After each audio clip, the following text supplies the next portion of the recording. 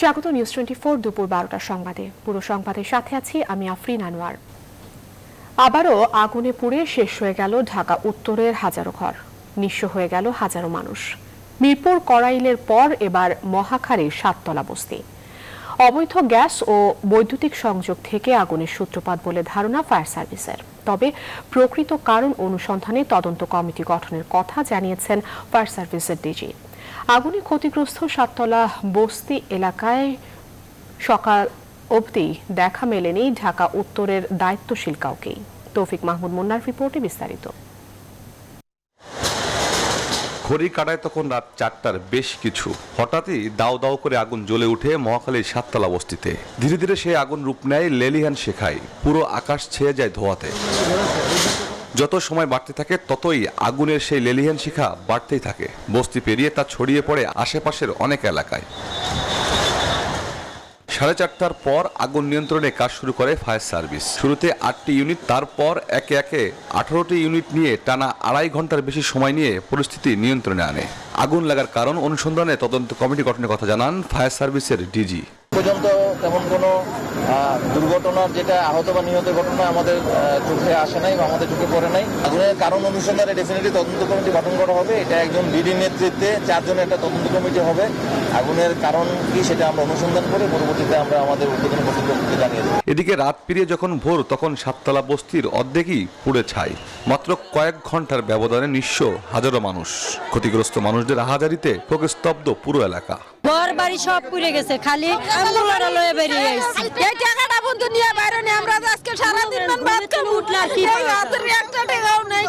টাকা পয়সা লাগে সব শেষ, বালা বালা কিছু তো লাভটা খালি দুটো বাস্তা লই না, দুটো বাইরে লইয়া। ফায়ার সার্ভিস ও পুলিশের উপস্থিতি থাকলেও দেখা মেলেনি উত্তর সিটির কাউকেই। সাততলা বস্তিতে প্রায় 4 থেকে 4,500 ঘর ছিল। তৌফিক মাহমুদ মুন্না, নিউজ 24, ঢাকা। বিস্তারিত জানাতে এই মুহূর্তে সেখান থেকে আমাদের সাথে সরাসরি যুক্ত হচ্ছেন সহকর্মী আরিফিন শাকিল।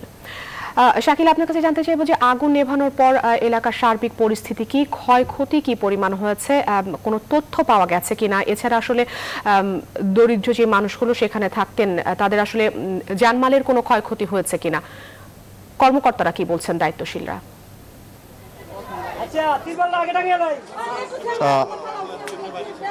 আফরিন, এখন পর্যন্ত আসলে কোনো মানুষ হতাহত হয়নি, এটি হচ্ছে ভালো খবর। তবে এর বাইরে সাততলা বস্তির আশপাশে যদি আপনাকে একটু ছবিতে দেখাতে চাই, এখন মানুষের কিন্তু কান্নার আহাজারি চলছে। তারা কোথায় যাবেন, কি করবেন, কিভাবে থাকবেন, কি খাবেন, সেই নিয়ে মানুষের মধ্যে সেই দুশ্চিন্তাটা সবচেয়ে বেশি। এখন পর্যন্ত সরকারের কোনো সহযোগিতা এখন পর্যন্ত তাদের কাছে এসে পৌঁছায়নি। তবে আমরা সরকারের বেশ কয়েকটি দায়িত্বশীল মহলের সঙ্গে কথা বলেছিলাম। তারা বলছিলেন যে তারা এখন মূলত তালিকা করছেন কারা ক্ষতিগ্রস্ত হয়েছেন, কি ক্ষতি হয়েছে তাদের, সেই তালিকা করে সেই তালিকা অনুযায়ী তাদেরকে সহযোগিতা করা হবে, আর্থিক সহযোগিতা করা হবে। এবং বেশ কয়েকটি উন্নয়ন সংস্থা এখানে এসছেন এবং তারা মূলত এখন তালিকা করছেন। সেই তালিকা পুলিশ এবং ফায়ার সার্ভিসকে একযোগে রেখে সেই তালিকা করা হচ্ছে। বলা হচ্ছে এখানে প্রায় 200-এর উপরে ঘর বাড়ি পড়ে গেছিল। ফলে যদিও স্থানীয়রা বলছেন এই সংখ্যাটি 2 থেকে 250-এর মতো হবে এবং এক একটি পরিবারে অন্তত 3 থেকে 4 জন করে সদস্য ছিলেন। সেই হিসেবে যদি বলি প্রায় 1 থেকে 1,500 মানুষ কিন্তু এই অগ্নিকাণ্ডের কারণে ক্ষতিগ্রস্ত হয়েছেন, যে তারা একেবারে পথে নেমে গেছেন, নিঃস্ব হয়ে পড়েছেন। ফলে তারা বলছেন যে তাদের এই যে ক্ষতি হয়েছে, হয়তো এই ক্ষতি পুরোপুরি পোষাবার না, কিন্তু যদি একেবারেই 5,000-10,000 টাকার যে আর্থিক অনুদান দেওয়া হয়, সেই অনুদান যেন না দেওয়া হয়, সেই দাবি তারা বলছেন। তারা বলছেন যে তাদের যেন সরকারের তরফ থেকে ঘর করে দেওয়া হয়, সেই দাবি তারা জানাচ্ছেন। কারণ যাদের এই ঘর পুড়ে গেছে তাদের পক্ষে আসলে 5,000-10,000 টাকা সহযোগিতা নিয়ে তাদেরকে ঘুরে দাঁড়ানোর যে লড়াই, সেই লড়াই তারা আসলে সামিল হতে পারবে না।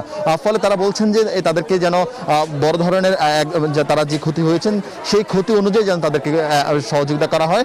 কারণ তারা ঢাকা থাকতে চান, তারা বাঁচতে চান, তাদের সন্তানদেরকে নিয়ে থাকতে চান। কারণ একেবারে খোলা আকাশের নিচে এখন মানুষ অবস্থান করছে এবং ফলে তারা কি করবেন, দুপুরে কোথায় খাবেন, সেই বিষয় নিয়ে বেশিরভাগ মানুষ এখন চিন্তিত হয়ে পড়ছেন।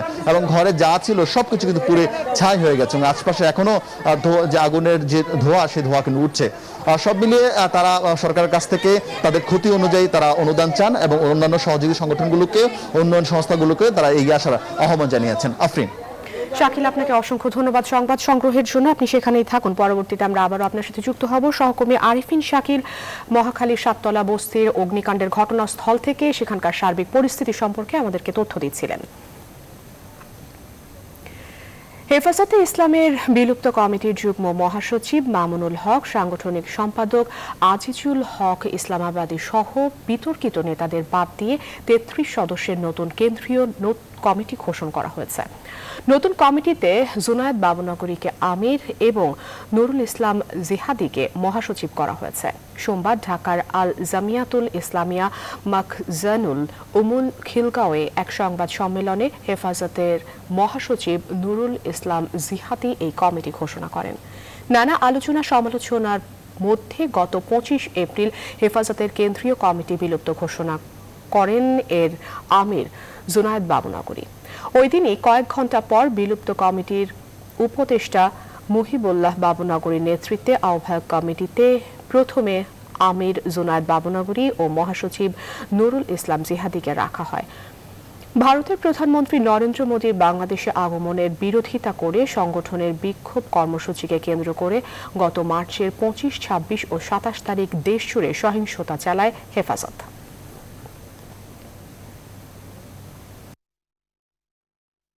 আলেম ওলামাদের সাথে পরামর্শক্রমে উক্ত আহ্বায়ক কমিটির পক্ষ হতে হেফাজতে ইসলামের পূর্ণাঙ্গ কমিটি ঘোষণা করা হচ্ছে।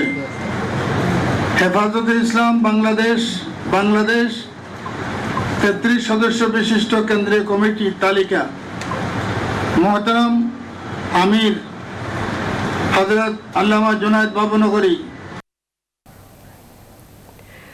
লক্ষ্যমাত্রার চেয়েও বেশি এগিয়েছে হযরত শাহজালাল আন্তর্জাতিক বিমানবন্দরের 3rd টার্মিনাল নির্মাণের কাজ। চলতি মাসে পুরো প্রকল্পের 14% কাজ শেষ হওয়ার কথা থাকলেও এরই মধ্যে 17.5% কাজ শেষ হয়েছে বলে জানিয়েছেন বেসরকারি বিমান পরিবহন প্রতিমন্ত্রী মাহবুব আলী। প্রকল্পের কর্মকর্তারা বলছেন, করোনা থেকে না থেকে কঠোরভাবে স্বাস্থ্যবিধি মেনে চলায় দ্রুত এগোচ্ছে সরকারের 21,000 কোটি টাকার এই মেগা প্রকল্প। বিস্তারিত জানাচ্ছেন লাকমিনা জেসমিন সোমা। মূল ভিত তৈরির কাজ শেষ হয়েছে অনেক আগেই। নকশা অনুযায়ী এখন চলছে ভবন তৈরির কাজ। করোনা মোকাবিলা করেই সর্বোচ্চ স্বাস্থ্য সুরক্ষা মেনে কাজ করছেন এর শ্রমিকরা। এভাবেই দৃশ্যমান হচ্ছে হযরত শাহজালাল আন্তর্জাতিক বিমানবন্দরে 3rd টার্মিনাল নির্মাণের কাজ।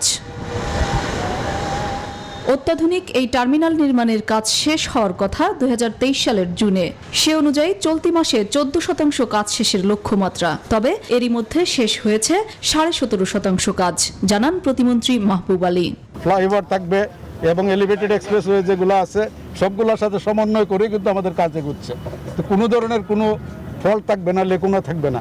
বিশ্বের যে বিমানবন্দরগুলো এক্সিস্টিং আছে সবচেয়ে অত্যাধুনিক বিমানবন্দর হিসেবে আমাদের এই বিমানবন্দর 3rd টার্মিনাল আছে।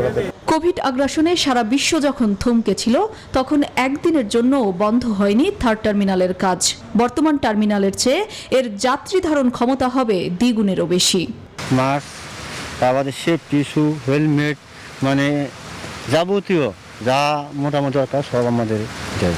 করোনা সেবা আমাদের 6 মাস পর করোনা টেস্ট করতেছে, 3 মাস পর আর কি করোনা টেস্ট আমরা অলরেডি করাচ্ছি আর জয়েন করাচ্ছি, নাহলে আইডি চেক দিচ্ছে আমাদের। পর্যাপ্ত পরিমাণে আইসোলেট ব্যবস্থা রাখছি। করোনা হলে তাকে তাৎক্ষণিকভাবে আমরা ইমিডিয়েটলি ব্যবস্থা নিচ্ছি যাতে সে কোয়ারেন্টাইনে যেতে পারে। নতুন সংযোজন অনুযায়ী টার্মিনালের কাজের সঙ্গে আশকোনা হজ ক্যাম্পের থেকে একটি টানেল করা হবে। এর মাধ্যমে হাজিরা হজ ক্যাম্প থেকে সরাসরি বিমানবন্দরে প্রবেশ করতে পারবেন। এর সঙ্গে যুক্ত হবে মেট্রো রেলও। করোনায় সবকিছু থমকে গেলেও থেমে নেই সরকারের মেগা প্রকল্পগুলো। তারই অংশ হিসেবে হযরত শাহজালাল আন্তর্জাতিক বিমানবন্দরের 3য় টার্মিনালের কাজ দৃশ্যমান হয়েছে প্রায় 20%। সবকিছু ঠিক থাকলে আগামী 2023 সালের মাঝামাঝি নাগাদ এই প্রকল্পের কাজ শেষ হবে, এমনটাই প্রত্যাশা করছেন সংশ্লিষ্টরা। লাকমিনা জেসমিন সোমা, নিউজ 24, ঢাকা। 7 জুন ঐতিহাসিক 6 দফা দিবস আজ। বঙ্গবন্ধু শেখ মুজিবুর রহমান ঘোষিত ঐতিহাসিক 6 দফা আন্দোলনের গুরুত্বপূর্ণ অধ্যায়ের সূচনা হয়েছিল 1966 সালের এই দিনে। তৎকালীন পশ্চিম পাকিস্তানি শাসক গোষ্ঠীর শোষণ ও বৈষম্য নীতির বিরুদ্ধে বঙ্গবন্ধু 1966 সালের 5 ফেব্রুয়ারি লাহোরে ঐতিহাসিক 6 দফা প্রস্তাব পেশ করেন। 6 দফা দাবি আদায়ের লক্ষ্যে 1966 সালের 7 জুন আওয়ামী লীগের ডাকে পূর্ব বাংলায় হরতাল চলাকালে পুলিশ ও ইপিআর নিরস্ত্র মানুষের ওপর গুলি চালায়। এতে ঢাকা ও নারায়ণগঞ্জে মনু মিয়া, মুজিবুল হক সহ অনেকে শহীদ হন। 6 দফায় উঠে আসে বাঙালির মুক্তির সনদ। শাহ আলী জয় জানাচ্ছেন বিস্তারিত। 65 সালে ভারত পাকিস্তান সর্বাত্মক যুদ্ধে পাকিস্তানের পূর্ব অংশ তৎকালীন পূর্ব পাকিস্তান পুরোটাই থাকে অরক্ষিত। এর ফলে বাঙালি বুঝে নেয় শুধু অর্থনৈতিক ও রাজনৈতিক শোষণই নয়, প্রবলভাবে সামরিক শোষণেরও শিকার এই অঞ্চলের মানুষ। পরের বছর ফেব্রুয়ারিতে লাহোরে পাকিস্তানের বিরোধী দলগুলোর সম্মেলনে বঙ্গবন্ধু যখন 6 দফা ঘোষণা করেন, তখন এই অঞ্চলের মানুষের কাছে তা হয়ে ওঠে শোষণ মুক্তির মন্ত্রণা। Awami League 6 point program, freedom embodied in the 11 point program, presented rational solution to this problem of the regional injustice. Bharat পাকিস্তানের 17 দিনের যুদ্ধ 6 দফার আশু পটভূমি তৈরি করলেও এটি কোনো তাৎক্ষণিক কর্মসূচি ছিল না। 49 সালে আওয়ামী মুসলিম লীগের জন্ম, 52 ভাষা আন্দোলন, 54 সালের নির্বাচনে যুক্ত ফ্রন্টের জয় এবং 58 সালে সামরিক শাসক আইয়ুব খানের ক্ষমতা দখল 6 দফার ভিত্তি রচনা করে। পাকিস্তানের জনসংখ্যা 56% জন বাঙালিরা কোনোদিন স্বাধিকার ভোগ করতে পারেনি।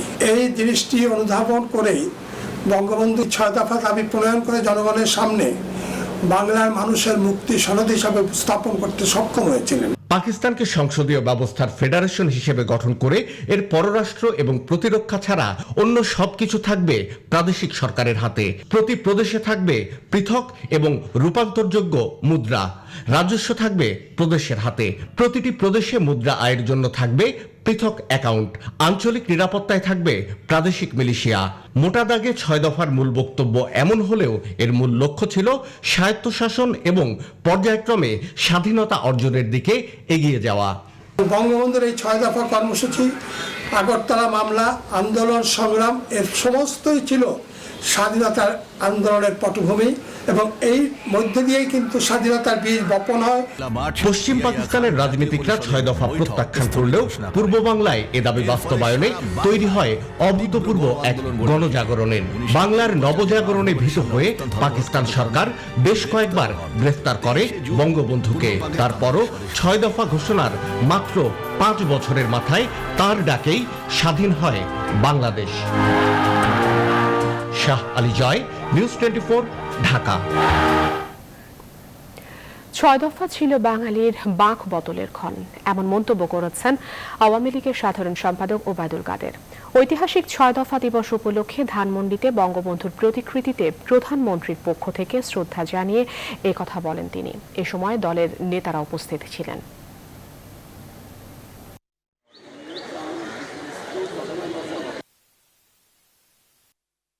উন্নয়নের মহাসড়ক ধরে বঙ্গবন্ধুর স্বপ্নের সোনার বাংলা অভিমুখে নবতর পথযাত্রার সূচনা আমরা করেছি এবং আমরা মুক্তির লড়াই চালিয়ে যাচ্ছি শেখ হাসিনার নেতৃত্বে। 7 জুনের শপথ, আমরা বঙ্গবন্ধুর সোনার বাংলা বিনির্মাণী আমাদের লক্ষ্য। স্বাধীনতার পর মুক্তি আমাদের লক্ষ্য। এই মুক্তি সোনালী রূপে পৌঁছা পর্যন্ত আমাদের সংগ্রাম চলবে। অরক্ষিত সীমান্তই করোনা সংক্রমণের উচ্চ ঝুঁকি তৈরি করছে ভারত ঘেঁষা জেলাগুলোয়। লালমনিরহাট, কুড়িগ্রাম ও ঝিনাইদহে অবাধে চলাচল করছে দুদেশের মানুষ। তাদের মাঝে করোনা নিয়ে সচেতনতাও কম। এই বাস্তবতা করোনার ভারতীয় ধরন ছড়ানোর বড় কারণ হতে পারে বলে আশঙ্কা স্বাস্থ্য সংশ্লিষ্টদের। স্থানীয় মানুষও আছেন ভয়ে। সংক্রমণ ছড়িয়ে পড়া ঠেকাতে দ্রুত পদক্ষেপের দাবি জনপ্রতিনিধিদের।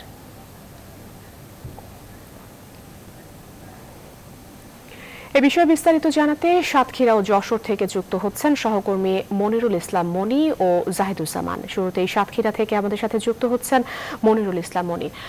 মনি, সাতক্ষীরাতে 7 দিনের লকডাউন চলছে, ঢিলে ঢালা মানুষ স্বাস্থ্যবিধি আসলে কতটা মানছেন? সেখানকার স্বাস্থ্য আসলে সর্বশেষ কি তথ্য আছে, করোনার সংক্রমণ এবং মৃত্যুর কোনো খবর আছে কিনা আপনার কাছে? হ্যাঁ, আপনি যেমনটি বলছিলেন, সাতক্ষীরায় কিন্তু করোনা ঊর্ধ্বমুখী।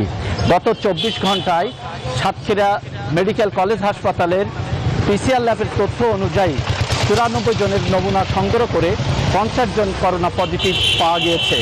তাতে সাতক্ষীরা সিভিল সার্জন অফিসের ডাক্তার জয়ন্ত সরকার আমাদেরকে জানিয়েছেন সাতক্ষীরায় 53% বেশি করোনা সংক্রমণ দেখা দিয়েছে। প্রতিনিয়ত জেলা প্রশাসন এর পক্ষ থেকে স্বাস্থ্যবিধি মানার ব্যাপারে মাইকিং করা হচ্ছে, কিন্তু সাধারণ মানুষ কিন্তু সেই কোনোভাবেই স্বাস্থ্যবিধি মানছে না। আমরা দেখেছি যে সমস্ত কাঁচা বাজার এবং হাট বাজার রয়েছে সেখানে মানুষ কিন্তু ঘর থেকে বের হয়ে নিত্য প্রয়োজনীয় কাজের জন্য আসছেন, কিন্তু কোনোভাবেই স্বাস্থ্যবিধি সাতক্ষীরায় মানা হচ্ছে না। পুলিশ প্রশাসনের পক্ষ থেকে সাতক্ষীরার প্রতিটি গুরুত্বপূর্ণ পয়েন্টে চেকপোস্ট বসানো হয়েছে এবং সাতক্ষীরার সীমান্তবর্তী এলাকা কলরা উপজেলার বেলতলা এবং তালা উপজেলার সুজনশাহ নামক স্থানে পুলিশের চেকপোস্ট বসানো হয়েছে। এছাড়া জেলা শহরের প্রতিটি গুরুত্বপূর্ণ পয়েন্টে পুলিশ প্রশাসনের পক্ষ থেকে চেকপোস্ট বসিয়ে মানুষের চলাচল নিয়ন্ত্রণ করা হচ্ছে। তারপরেও সাধারণ মানুষ কিন্তু স্বাস্থ্যবিধি মেনে চলছে না। এই ছিল সাতক্ষীরার সর্বশেষ করোনা পরিস্থিতি। ফিরছি মনিরুল ইসলাম, আপনাকে অসংখ্য ধন্যবাদ আমাদের সাথে যুক্ত থাকবার জন্য। এবারে যশোর থেকে আমাদের সাথে যুক্ত হচ্ছেন সহকর্মী রিপন হোসেন। রিপন, আপনার কাছে জানতে চাইবো, যেমনটি আসলে আমরা সাতক্ষীরা থেকে জানলাম যে কঠোর লকডাউন ঘোষণা করার পরও কিন্তু সেখানে সাধারণ মানুষ নির্বিকারভাবে চলাফেরা করছে, তো যশোরের আসলে সার্বিক পরিস্থিতি কি? সরকারি বিধিনিষেধ সেখানে কতটা কার্যকর করা যাচ্ছে?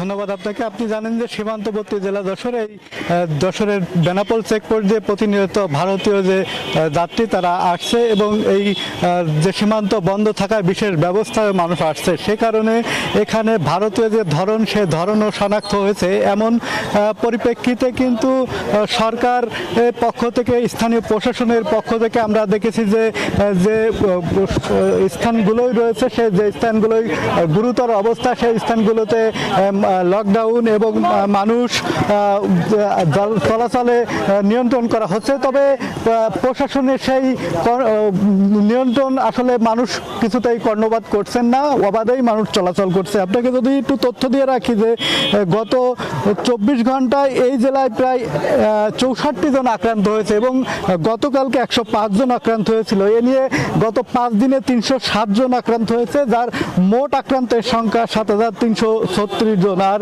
মৃত্যুবরণ করেছে এ পর্যন্ত 82 জন। অর্থাৎ প্রতিনিয়ত কিন্তু করোনার সংখ্যা বাড়ছে, তবে সেভাবে আমরা দেখছি না যে স্বাস্থ্যবিধি মানতে কাজ করছে প্রশাসন। তো সব মিলে এই ছিল যশোর থেকে আমার কাছে সর্বশেষ। পিসি স্টুডিওতে আপনার কাছে। রিপন, আপনাকে অসংখ্য ধন্যবাদ আমাদের সাথে যুক্ত থেকে তথ্য দেবার জন্য। সহকর্মী রিপন হোসেন এবং মনিরুল ইসলাম যশোর এবং সাতক্ষীরা থেকে তারা আমার যুক্ত ছিলেন এবং তারা যেটি বলছিলেন যে সীমান্তবর্তী এলাকাগুলোতে করোনার সংক্রমণ বাড়লেও যে কঠোর বিধিনিষেধ দেওয়া হচ্ছে সে অনুযায়ী আসলে মানুষ তৎপর বা সচেতনতা নেই তাদের ভেতর। কুষ্টিয়া চিনি কলের গুদাম থেকে 52 টন চিনি উধাও হওয়ার ঘটনায় ঢাকা থেকে মিল পরিদর্শনে গেছে তদন্ত দল। সেখানে রয়েছেন আমাদের সহকর্মী জাহিদুজ্জামান। জাহিদ, তদন্ত দল কখন পৌঁছেছে এবং কি বলছেন তারা, যে চুরি যাওয়া যে চিনি সেগুলো আসলে উদ্ধার করা সম্ভব কিনা বা যারা জড়িত আছেন তাদেরকে চিহ্নিত করা গেছে কিনা, কি পদক্ষেপ নিচ্ছে? আসলে তদন্ত দল এসেছে গতকাল রাতে। এটা শিল্প মন্ত্রণালয়ের গঠিত একটি তদন্ত দল। এই তদন্ত দলের প্রধান আছেন হচ্ছে শিল্প মন্ত্রণালয়ের অতিরিক্ত সচিব শিবনাথ রায়। তার নেতৃত্বে 5 সদস্যের একটি তদন্ত দল আসলে কুষ্টিয়াতে এসেছেন এবং তারা গত রাতেও এই কুষ্টিয়া চিনিকলের ভেতরে প্রবেশ করেছেন এবং তারা চিনিকলের গুদাম এবং অফিসিয়াল নথিপত্র তারা কিন্তু খতিয়ে দেখেছে এবং এখন পর্যন্ত এই তদন্ত দলের 5 সদস্য কিন্তু তারা এই চিনিকলের ভেতরে আছেন এবং চিনিকলের ভেতরে তারা বিভিন্ন সময়ে যারা স্টোর কিপার এবং গুদামে যারা দায়িত্ব পালন করেছেন তাদেরকে বিভিন্ন এলাকা থেকে যারা বদলি হয়ে অন্যান্য এলাকায় গেছেন তাদেরকে কিন্তু ডেকে এনে আবার এই চিনিকলে নিয়ে এসে জিজ্ঞাসাবাদ করতেছেন তারা ওই সময় কি ঘটেছিল, এবং ধারণা করা হচ্ছে যে বছর 3 আগে এই চিনিকলের গুদাম থেকে আসলে ধীরে ধীরে চিনিগুলো উধাও হয়ে যায় এবং যখন চিনিকলের চিনির সংখ্যা কমতে থাকে এবং গত মাড়াই মৌসুমে মাড়াই হয়নি তখন কিন্তু 100 টনের কাছাকাছি যখন এই চিনির পরিমাণ চলে আসে তখন কিন্তু হিসাব করতে যে তারা টের পায় যে হচ্ছে আসলে 52.7 মেট্রিক টন চিনি এখান থেকে নাই হয়েছে। এবং আমরা কিন্তু তদন্ত কমিটির কোনো কর্মকর্তার সাথে এখন পর্যন্ত কথা বলতে পারিনি, তারা এখন পর্যন্ত বের হয়ে আসেননি এবং তারা কিন্তু জিজ্ঞাসাবাদ করছেন এবং নথি খোঁজ খবর করছেন। পরবর্তীতে যদি তাদের কোনো বক্তব্য আমরা জানতে পারি আপনাদেরকে জানিয়ে দেব। এই ছিল আমার কাছে সর্বশেষ। আফরিন। জাহিদুজ্জামান, আপনাকে অসংখ্য ধন্যবাদ তথ্য সংগ্রহের জন্য। কুষ্টিয়া চিনি কলের গোদাম থেকে যে 52 টন চিনি উধাও হয়ে গেছে সে ব্যাপারে সেখান থেকে বিস্তারিত জানাচ্ছিলেন সহকর্মী জাহিদুজ্জামান। সংবাদের এই পর্যায়ে সময় হলো একটি বিরতির, আরো খবর নিয়ে ফিরছি একটু পর।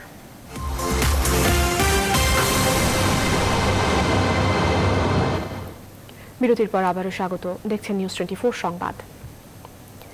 এবারে আন্তর্জাতিক প্রসঙ্গ।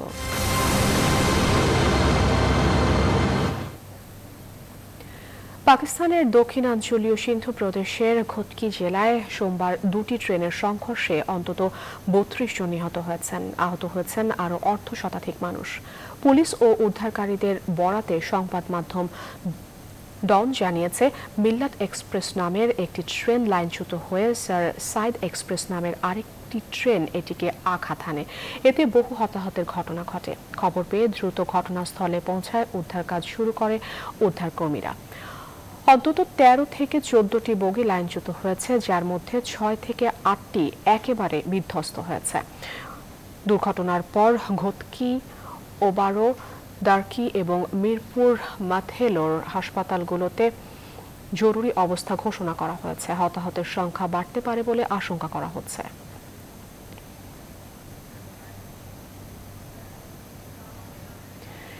দক্ষিণ আফ্রিকার দেশ বুরকানি ফেসোর সোলহান গ্রামে বন্দুকধারীদের হামলায় শিশুসহ নিহতের সংখ্যা বেড়ে 160 জনে দাঁড়িয়েছে। এই ঘটনাকে গেল কয়েক বছরের মধ্যে সবচেয়ে ভয়াবহ বলে দাবি করেছে দেশটির সরকার। গ্রামে চালানো হামলায় পুড়িয়ে দেওয়া হয়েছে বাড়িঘর এবং স্থানীয় বাজার। দেশটির সরকারের মুখপাত্রের বরাত দিয়ে বিবিসি জানায় এই হামলায় ইয়াগা প্রদেশের গ্রামটির অর্ধশতাধিক বাসিন্দা আহত হয়েছে। এখনো পর্যন্ত হামলাটির দায় স্বীকার করেনি কেউ। নিহতদের স্মরণে দেশটিতে 3 দিনের শোক ঘোষণা করা হয়েছে। প্রতিবেশী অনেক দেশের মতো বুরকিনা ফাসোতেও নিরাপত্তার সংকট আরও গভীর হচ্ছে। এই অঞ্চলের বিস্তীর্ণ এলাকা জুড়ে প্রায় অভিযান আর অপহরণ চালিয়ে যায় সশস্ত্র গোষ্ঠীরা। গেল 2 বছরের সন্ত্রাসী হামলায় 10 লাখ মানুষ বাস্তুচ্যুত হয়ে পড়েছে দেশটিতে। সহিংসতা মোকাবেলায় অভিযান অব্যাহত রেখেছে নিরাপত্তা বাহিনী।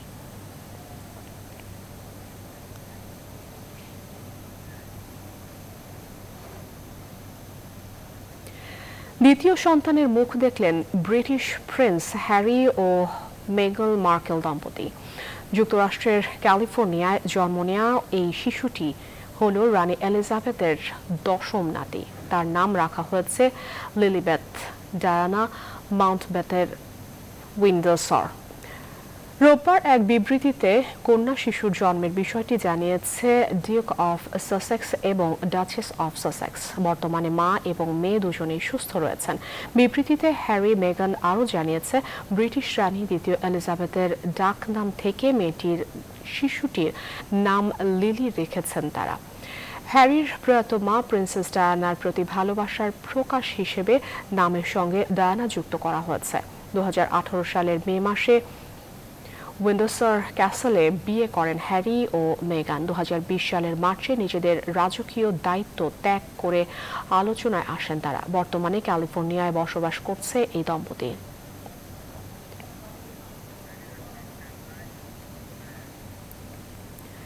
ফিফা বিশ্বকাপ বাছাই পর্বে ই গ্রুপের ম্যাচে আজ সোমবার ভারতের বিপক্ষে মাঠে নামবে বাংলাদেশ ফুটবল দল। ফল ভালো পেতে নিজেদের সেরা খেলার বিকল্প নেই বলে জানিয়েছে কোচ জেমি ডে। অন্যদিকে দলকে সমর্থন দিতে কাতারে অবস্থানরত বাংলাদেশিদের মাঠে আসার অনুরোধ জানিয়েছে লাল সবুজ অধিনায়ক জামাল ভুঁইয়া। আজ বাংলাদেশ সময় রাত ৮টায় শুরু হবে বাংলাদেশ ভারত ম্যাচ।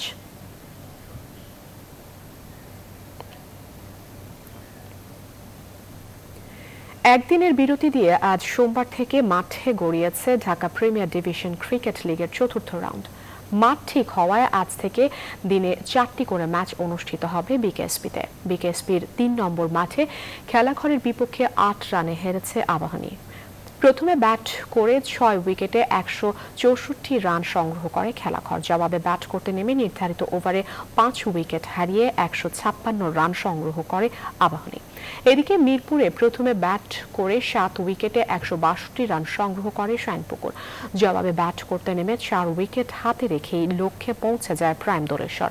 অন্যদিকে বিকেএসপির 4 নম্বর মাঠে ব্রাদার্স ইউনিয়নের দেয়া 140 রানের টার্গেটে ব্যাট করতে নেমে কাঙ্ক্ষিত লক্ষ্যে পৌঁছতে পারেনি ওল্ড টিউএইচএস।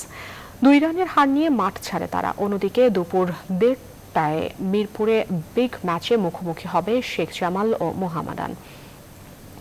আবাহনীর সাথে টক্কর দিয়ে চলা মোহামেডান এখন পর্যন্ত আসরে অপরাজিত। অন্যদিকে জয় দিয়ে আসর শুরু করার শেখ জামাল শেষ 2 ম্যাচ হেরে অপেক্ষায় আছে ঘুরে দাঁড়ানোর।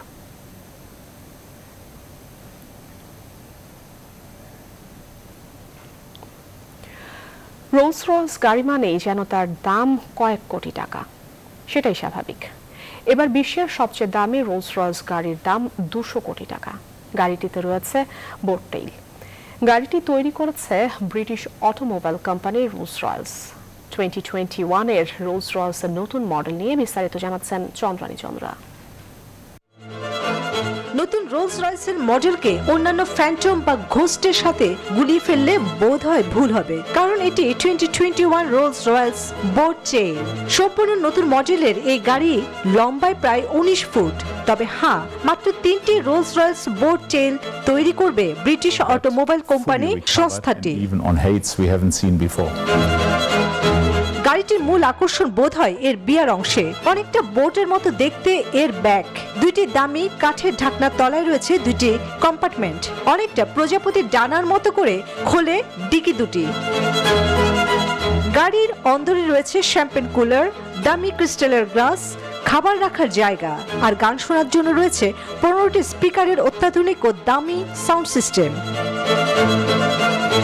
এই কম্পার্টমেন্টের ভিতর থেকে বেরিয়ে আসে একটি বড় আকারের ছাতা। এক্ষেত্রে বলে রাখি, এই ছাতার দামই একটি সাধারণ গাড়ির সমান। বিলিনিয়ারদের পিকনিকের সুব্যবস্থা রয়েছে এর সেটআপে। পিকনিকে যাতে বসতে অসুবিধা না হয় তার জন্য রয়েছে 2টি ফোল্ডিং চেয়ারও। এর আগে রোলস রয়েসের সবচেয়ে দামি মডেল ছিল রোলস রয়েস সুইফট 10। কিছুটা সেটির সঙ্গে এর ডিজাইনের মিল রয়েছে। তবে বিশ্বের সবচেয়ে দামি মাস্টারপিস গাড়িটি কে কিনছেন তা শীঘ্রই জানা যাবে। চন্দ্রানী চন্দ্রা, নিউজ 24। নিউজ 24 সংবাদ ছিল এখনকার মতো এই পর্যন্তই। এতক্ষণ সাথে থাকার জন্য ধন্যবাদ।